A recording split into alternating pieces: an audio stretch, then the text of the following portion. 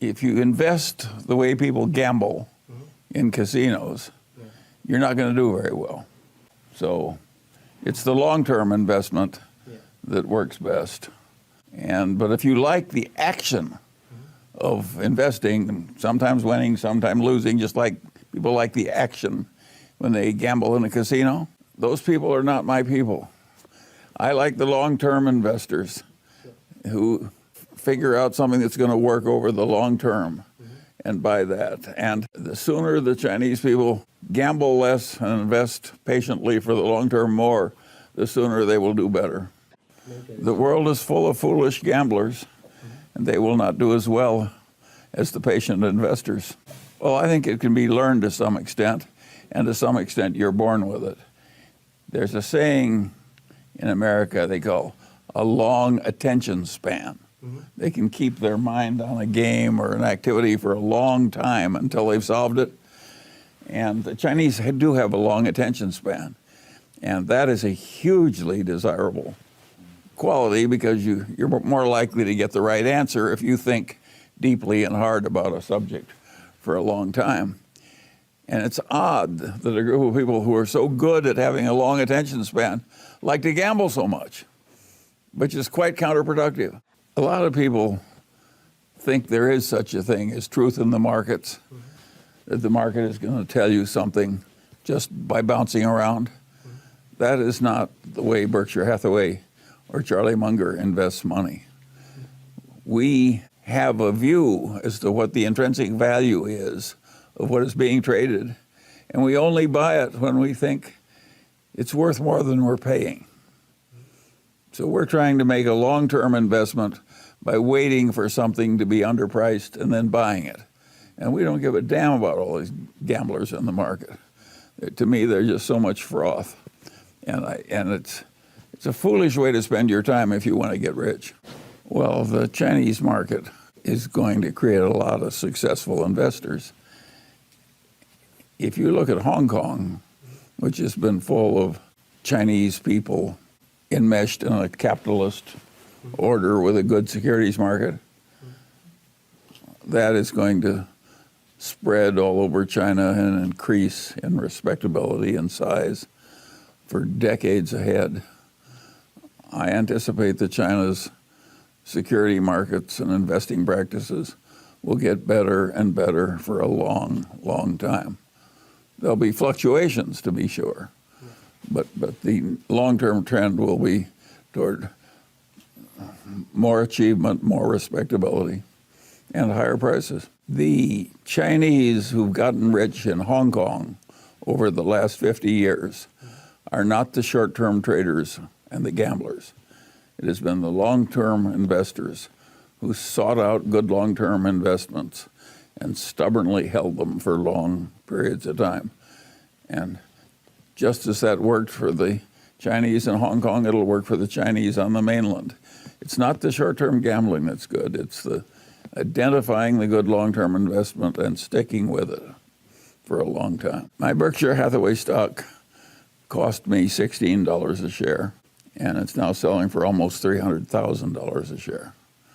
That's been a very good investment. It took a long time, and it was a long-term investment where I liked the people I was investing with, and I liked the companies I was investing in, and I just sat there for more than 50 years.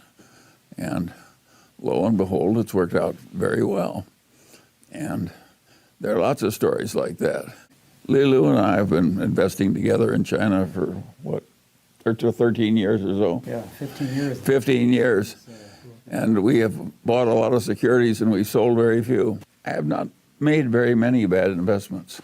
They've been small and not very many. I don't have many bad investments. Neither does Lilu. Basically, the Mungers have three stocks, so to speak. We've got Berkshire, we've got Costco, and we have an investment in Lilu's partnership. Three things.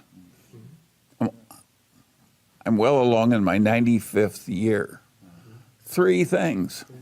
You don't need to own a lot of different things to get rich. The New York Times just interviewed and they asked me, why are these people in China so interested in Berkshire Hathaway and Charlie Munger. I know, it's very peculiar. 25%. It's very peculiar. It is very peculiar. Partly the book did it, but why do the Chinese like that book? I think the answer is that it sounds Confucian. China has a deep Confucian ethos.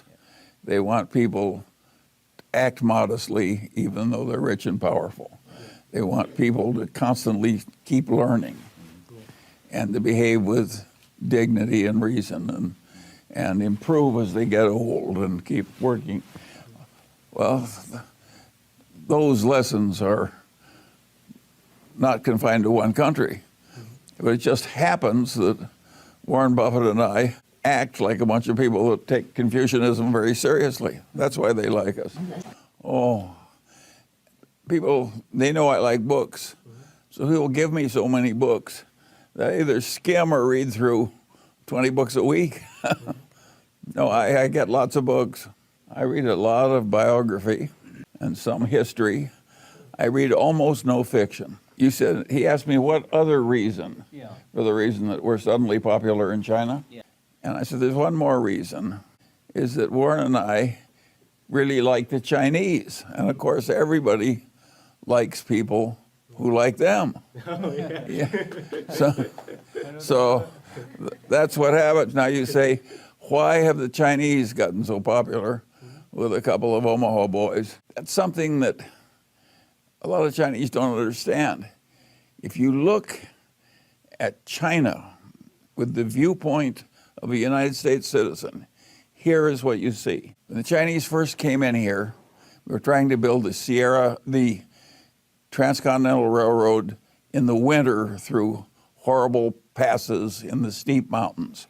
And nobody could do it. It was impossible. People were dying and it was just too hard. So they brought in like 50,000 Chinese coolies who were in those days practically slaves. And they took those coolies up into the mountains in the winter and they said, you build a railroad. And they did. And the Americans couldn't do it by themselves. Well, that of course made a very favorable impression. Well, fade in, fade out. And now we've had all this immigration of Asians, Chinese, Japanese, Korean, Vietnamese, so on. And what have those Asians done in America? Well, they've come in and rapidly become doctors, lawyers, professors, businessmen, and so forth, and succeeded mightily. And if we go to our symphony orchestra, which didn't used to have any Chinese in it, every instrument that's hard to play and takes unlimited practice, you look up from the instrument, there's a Chinese face. Well, of course, we find people popular who are succeeding so much in our country, and they're not causing a lot of trouble. They're just succeeding. And so naturally we like the Chinese.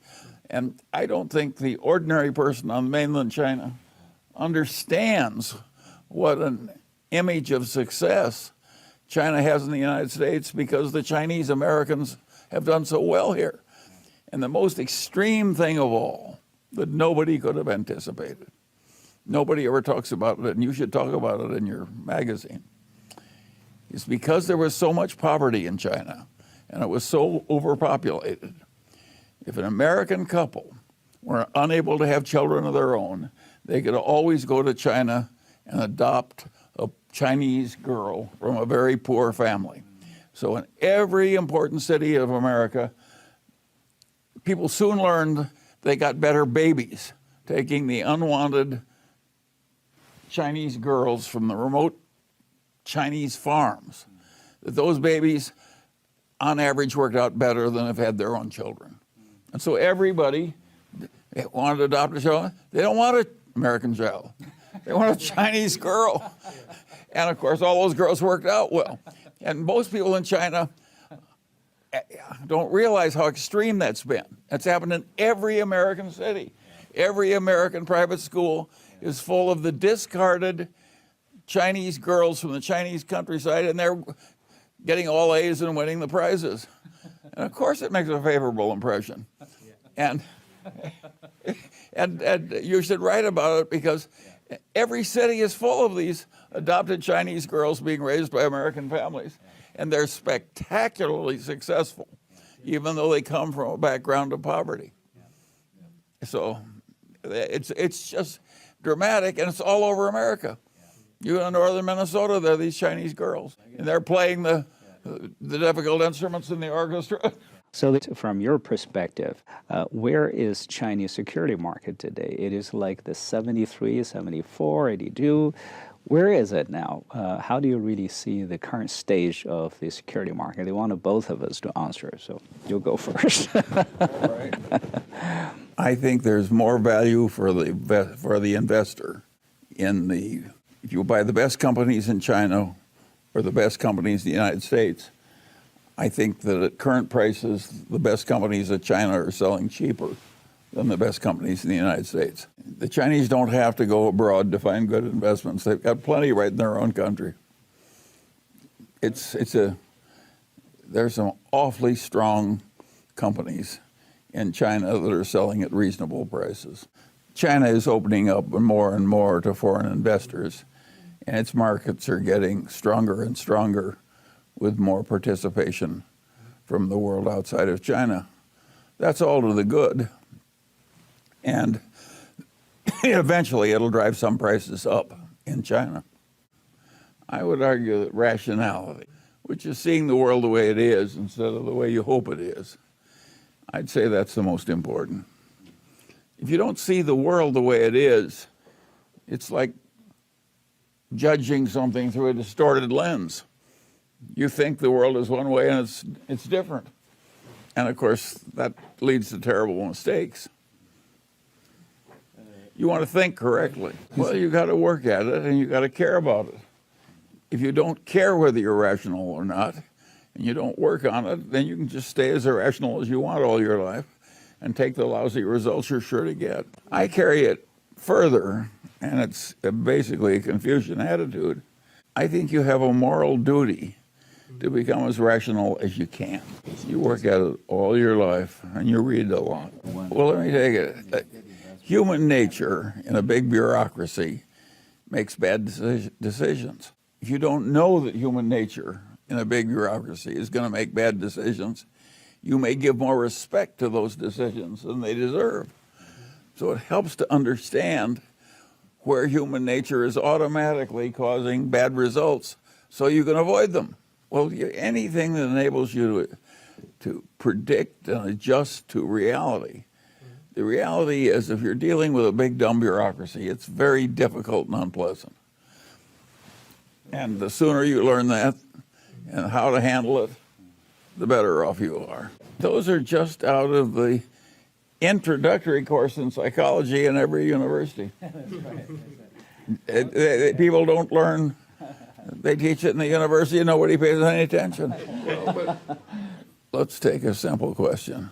As I said in that book, they offered me 300 shares of Belridge Oil, which I bought because I had the money on hand. Then they offered 1,500 more at the same price, and now I had to sell something or borrow the money. And so I bought the 300 and not the 1,500. Well, that decision has cost me now about $5 billion. I'd be $5 billion richer if I'd bought the other 1,500. It's the contrast. It didn't inconvenience me in any way to buy the 300, and it inconvenienced me. And just the extra contrast made my judgment go sour.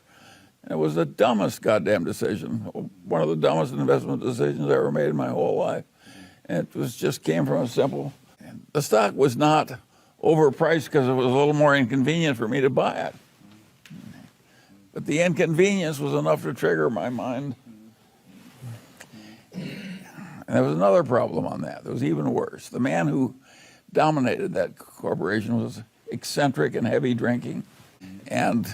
But the oil field wasn't drinking. That's right. Anyway, so I had two different psychological reasons why I made the wrong decision. I thought too much about how much the man was drinking and too little about how good the oil field was. And then I thought too much about my own inconvenience and too little about the basic situation. So I screwed up fairly well. But that should encourage you people. You can blow one of the major opportunities of your life and still muddle through all right. Think of the people who have an utterly miserable first marriage and a wonderful second marriage. Just all kinds of things get fixed. If you keep making something more and more valuable, some wise person is going to notice it and start buying it. And so it's quite natural for things to be regarded as more valuable when they become more valuable. And, if you want to buy a brand new automobile, say a Chevy, it costs X, and if you buy one 10 years old, it costs maybe a third of X. Everybody knows that the new Chevy is worth more than the one that's 10 years old. So people will recognize value in time. Crazy stock traders may do crazy things on the short-term basis, but over time, value will tend to win. Suppose we'd done nothing at Berkshire but pile up money from investing in stocks. And pretty soon, let's assume we started with 100,000, and pretty soon we had 10 million. People would notice that we had 10 million and the stock was worth more. It's natural for stocks to eventually go to value. But Ben Graham says in the short term, it's a gambling machine, the stock market. But in the long term, it's a weighing machine. In the long term, the market will figure out what's really worth it. Well, the beauty of it is that it keeps working when you're not. A great company will eventually earn more and more and more while you're just sitting doing nothing. And a mediocre company won't do that. So you're harnessing a long-range force that will help you. It's just very important. These mediocre companies they by and large are going to cause a lot of agony and very modest profits. If you do find it goes up a little, you have to sell it, you have to find another. It's a lot of work. Whereas you just buy one great company, if you get it the right thing at the right price, you just sit there. Well, when you say leverage, we use a little leverage because we got the insurance float and so on. So we have worked a little bit of leverage into but it's safe leverage. Nobody can call those loans or get nervous and sell our securities or something. But we use a little bit of leverage, but not much. And we don't ever borrow against our securities. We have 100%. Of course I would. If you give me 100%, you'd be out of your mind not to. You can't lose. By definition, of course, you'd use all the leverage over the cinch. Nothing is 100%. Yeah, nothing is. But suppose I use this example. Suppose you have a childless rich uncle, and he has a huge enterprise, enormously valuable, growing, getting more valuable. And he says, come into my business, I'll make you my heir, and you will inherit this wonderful big business. You've just been offered a sure thing. Why would you do anything else?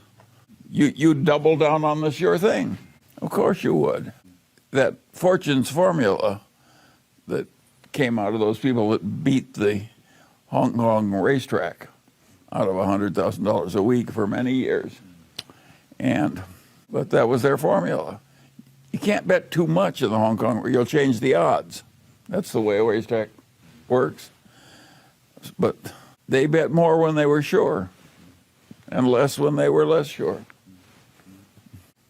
Berkshire has had great difficulty finding investments in the American markets that were low priced enough so we thought that they were very good investments. And finally, we found a few, and so they're a little different.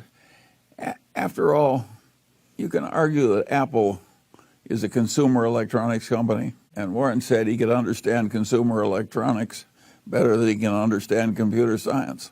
And so that explains the Apple performance. So, and besides, there's another reason why we're doing it. You have to keep learning if you want to be a good investor. And so, as we've kept learning and as conditions have changed, our investments have changed. Well, the only thing we've announced we've invested in is Apple. I think that what Warren said was he understands Apple better than those other companies. We don't know everything. And so we invest in whatever we can find with our abilities that seems to us to offer good value. And of course, that sometimes causes an odd mix. Look at the airline investment. We have joked for decades about airline investment as being terrible for the shareholders who make airline investments. And all of a sudden, we buy stock in practically every airline. The stock just pounded down. They were so cheap and so powerful. And the conditions had changed a little, and we were willing to own some airline stocks. We changed.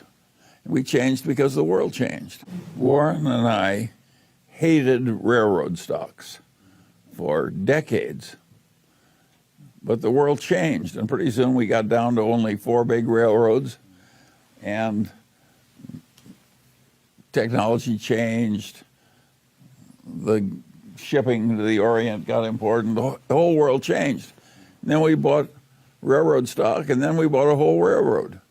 We changed our mind because the facts changed. Don't you change your minds when the facts change? If you're a better person, you're likely to be a better investor. And if you're a wiser person, you're likely to be a better investor. What's not to like in Confucianism? Now, he was speaking a long time ago, 2,500 years. A long time ago. The world has found out a lot of things Confucius didn't know. But his basic attitude is pretty damn civilized. If you analyze who lives a long life, professors, judges, value investors, who lives a short life, journalists, hard drinkers, hard smokers. It's not very hard to know what to avoid.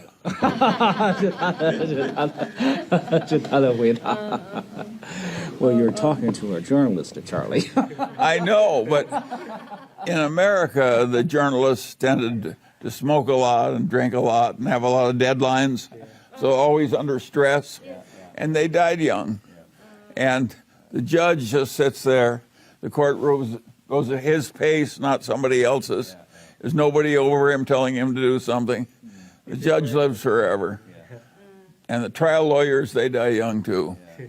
Yeah, a lot of stress, a lot of problems. Really kind of What? Well, the traders have to really. And traders are the worst of all. The short-term stock traders die the quickest. They drink and they smoke and they, 我说你在 they're tortured by. 其实芒格先生很了解我们的工作，实际情况就是。 You describe perfectly the life of the journalist. Great advice. Yeah, But she doesn't drink, she doesn't smoke. So you live long. well, Warren and I don't meet so much anymore. We talk on the phone. We don't talk as much as we used to. But the one thing's the same. 30 people in Berkshire headquarters. Berkshire added $65 billion to its net worth last year. Guess how many people it added to headquarters? 0.